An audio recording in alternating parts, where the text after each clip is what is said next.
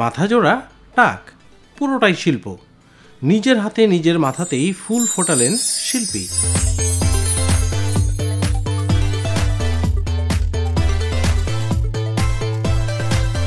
বিখ্যাত নোবেল বিজয়ী চলচ্চিত্র পরিচালক সত্যজিৎ রায় পরিচালিত বিখ্যাত বাংলা চলচ্চিত্র হীরক রাজার দেশের একটি গান গেয়েছিলেন অমর পাল।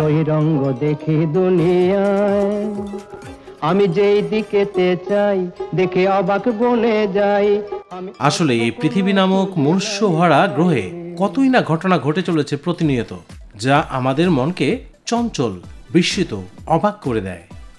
আমার আজকের ভিডিওটি নির্মিত সেরকম একটি বিষয় নিয়েই।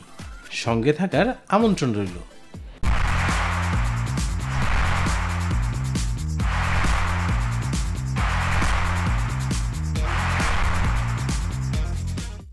যদি এমন কিছু থাকে যা আমাদের চোখে বিভ্রম ঘটায়, যে জিনিসগুলো সবসময় যেমন দেখায় তা মাঝে মাঝে তেমন হয় না, আর ঠিক সেরকম ঘটনা ঘটান অনেক দক্ষ শিল্পী সাধারণ 2Dকে 3D বিভ্রমে রূপান্তরিত করে, যা আমাদের মনকে হাইপার রিয়েলিস্টিক তৈরি করে তোলে।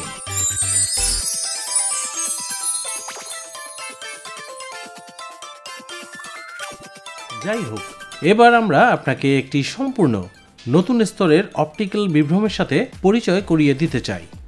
Luka loose.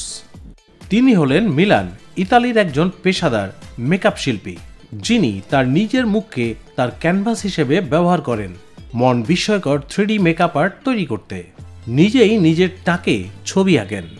40 বছর বয়সী এই শিল্পী 18 বছরেরও বেশি সময় ধরে টিভি সেলিব্রিটি মেকআপ শিল্পী হিসেবে কাজ করে চলছেন। 2014 সালে তিনি নতুন কিছু করার চেষ্টা করলেন এবং সিদ্ধান্ত নিলেন অপটিক্যাল বিভ্রম মেকআপের চেহারা তৈরি করতে। প্রথমেই তিনি তার নিজের হাতগুলিকে ক্যানভাস হিসেবে ব্যবহার করা শুরু করেন। ছবি দেখে মনে হবে যেন হাতের কিছু অংশ নেই বা ভয়ঙ্কর জিনিসপত্রে আবৃত। হাতের পর তিনি তার মাথা ও মুখের দিকে মন বিভ্রান্তিকর শিল্পীকর্মের জন্য ক্যানভাস হিসেবে ব্যবহার করা শুরু করে দেন। মাথায় চুল না থাকার যে এমন ফায়দা রয়েছে তা জানতে পারলে চমকে যেতেন যাদের টাক আছে তারাও।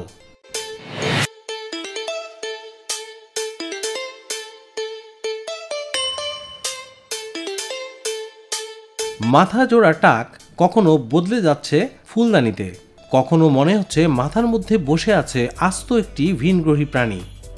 নিজের টাকে এমনই সব ছবি এঁকে সমাজ মাধ্যমে ঝড় তুলেছেন লুকা লুস।